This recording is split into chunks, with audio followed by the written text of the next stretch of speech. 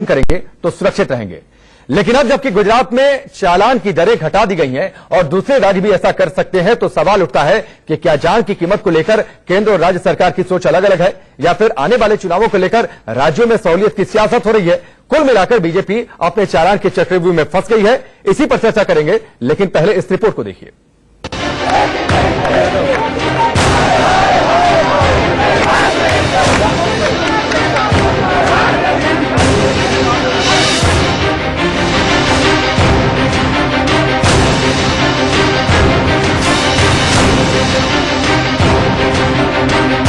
कई राज्यों में चालान के नाम पर संग्राम। कहीं मोदी सरकार का कानून कबूल नहीं, कई राज्यों में होश उड़ा रही है चालान की पर्ची, कहीं मोटर व्हीकल एक्ट की नो एंट्री। हिंदुस्तान में एक देश एक विधान की बात होती है, लेकिन क्या ऐसा हो रहा है?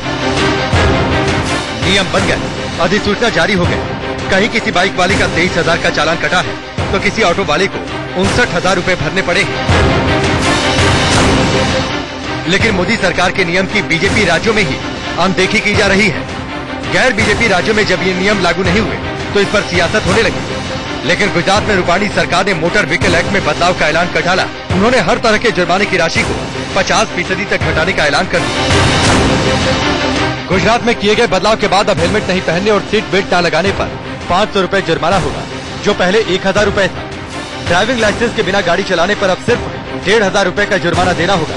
वहीं गलत तरीके से बाइक चलाने वालों को भी 1,500 रुपए का जुर्माना देना होगा।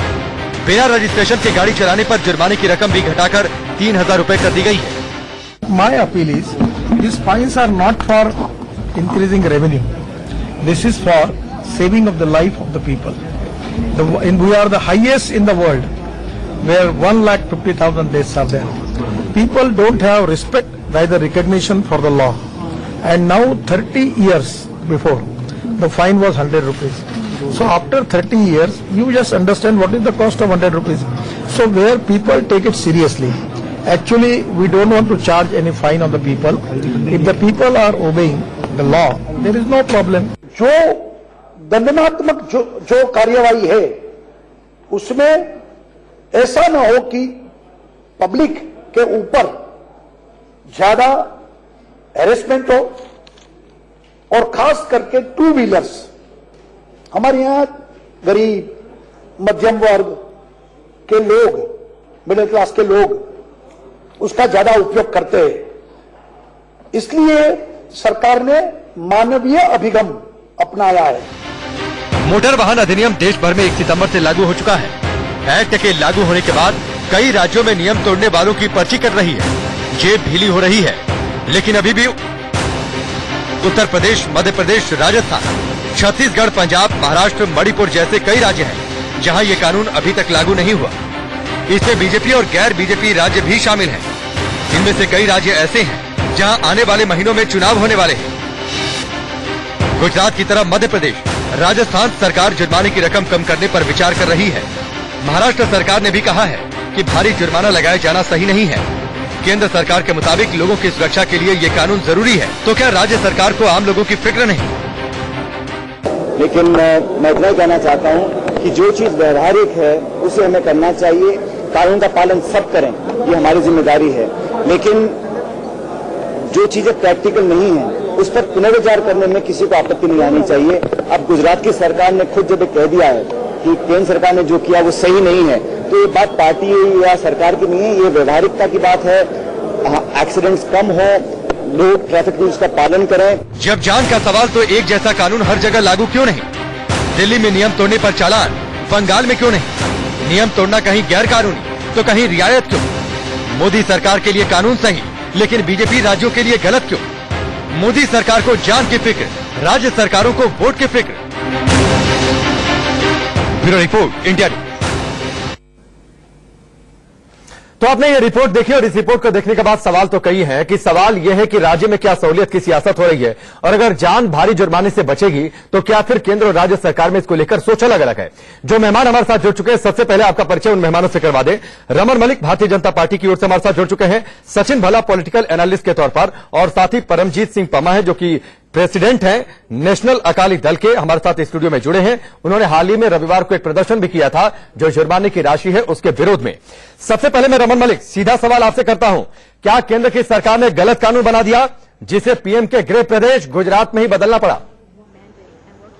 नहीं, कोई गलत कानून नहीं है और मेरे ख्याल से इस प्रकार के कानूनों की आवश्यकता भी है। और क्यों मैं बोलता हूं आवश्यकता है, क्योंकि डेटरेंस जो है वो सबसे अच्छी पॉलिसी है प्रिवेंशन की।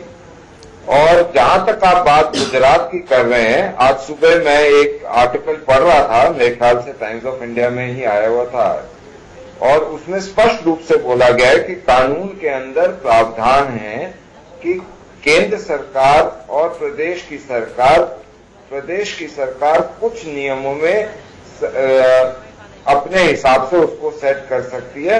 उन प्रावधानों में बाकायदा गुजरात ने रिड्यूस करा है। मेरे को नहीं लगता। ठीक है, मैं यहीं पर रमन मलिक आपको इंटरप्ट करूंगा, यहीं पर आपको इंटरप्ट करूंगा। ठीक है, एक छोटा सा सवाल और उसके बाद मैं इस डिबेट को ओपन कर दूंगा। रमन मलिक, एक छोटा सा सवाल और फिर मैं इस डिबेट को ओपन कर दूंगा। दो और मेहमान मेरे साथ हैं। सवाल ये कि केंद्र और राज्य में एक पार्टी की सरकार होती है तो आमतौर पर माना जाता है कि एक सोच के साथ सरकार आगे बढ़ेगी, एक सोच होगी, एक पॉलिसी होगी। केंद्र की सरकार यह कहती है, नितिन गडकरी ने आज यह कहा कि भारी भरकम जुर्माना सिर्फ इसलिए है कि लोगों के मन में खौफ हो, लोग डरें, ट्रैफिक नियमों का पालन करें, लोग सुरक्षित रहेंगे। क्या गुजरात की सरकार ऐसा नहीं सोचती? क्योंकि आज विजय रूपाणी ने कहा कि लोग हैरेसमेंट न, उन लोगों को हो, लोग हैरेस न फील करें, इसलिए वो जुर्माने की राशि को घटा रहे हैं। तो हम माने क्या? बड़ी सीधी भाषा में समझा दीजिए कि क्या इंसानी जान की कीमत को लेकर केंद्र और राज्य सरकार की सोच अलग अलग है, या फिर लोगों का हैरेसमेंट होने का परिभाषा गुजरात सरकार का अलग है और केंद्र सरकार का अलग है? सबसे पहली बात, एक मनुष्य की जान की कीमत लगाने की हैसियत ना मेरे में, ना आप में, ना किसी और में है। उसकी जान की हैसियत। मेरा मानना यह है कि पहले तो आप अपने बीजेपी में एक दूसरे के साथ बैठ कर उछलने लगे, रातों रात आपने ये हर चीज अपना पब्लिक पे थोप देते हो। ये जीडीपी जो गिर रही है उसको पैसे करने के लिए आप कर रहे हो। एक मिनट सचिन, एक मिनट। मैंने पहले कहा था कि ये जवाब आने के बाद मैं डिबेट ओपन करूंगा। मैंने ये कहा था कि ये जवाब आने के बाद मैं डिबेट ओपन करूंगा। आपको मैंने अलाउ अभी नहीं किया था बोलने से। इंसान की जान की कीमत को लेकर बहस हो रही है ना सर, तो थोड़ा सा इस पर संवेदनशीलता दिखाइए। चलिए रमन जी, मैं आता हूं आपके पास। हमारे दो सहयोगी जुड़ चुके हैं। रमन मलिक, मैं आता हूं। यह सवाल बना रहेगा कि क्या इंसानी जान की कीमत को लेकर केंद्र और राज्य सरकार की सोच अलग अलग है। दो इस वक्त हमारे सहयोगी जुड़ चुके हैं। मुंबई से अभिषेक है और साथ ही दिल्ली से ऐश्वर्या है। अभिषेक, मैं सबसे पहले आपके पास आता हूं। आपके पास कुछ लोग भी हैं, बताइए लोग क्या सोच रहे हैं जुर्माने की जो भारी भरकम राशि है इसको लेकर? लोगों से जान लेते हैं क्या सोचते हैं, क्या कहेंगे। जो मोटर व्हीकल एक्ट है, जुर्माने की भारी राशि है, अलग अलग राज्यों में देश के अलग अलग बातें की जा रही है। आप क्या सोचते हैं इस बात को लेकर? नहीं, जो सरकार कानून बनाई है वो तो चलो ठीक है, लेकिन कानून के साथ वैसा इंफ्रास्ट्रक्चर भी अपने को देना चाहिए, वैसी सुविधाएं हमको देनी चाहिए। आज आप देखिए रोड पे इतने गड्ढे हैं, इतनी सारी असुविधाएं हैं कि आदमी गटर में गिर के मर रहा है, रोड पे गिर के मर रहा है, एक्सीडेंट में मर रहा है। और नितिन गडकरी जी ने एक बात बोली कि हम डर पैदा करके इस चीज को इम्प्लीमेंट करेंगे। तो आप डर से नए कानून लागू करेंगे या आप जागरूकता और शिक्षा देकर कानून को लागू करें? जो उस पर राशि ज्यादा पेनाल्टी है, क्या उससे आप सहमत हैं? बिल्कुल नहीं सहमत हूं, क्योंकि क्या होता है कि एक बाइकर, मैं जानता हूं मुंबई कर, जब पेमेंट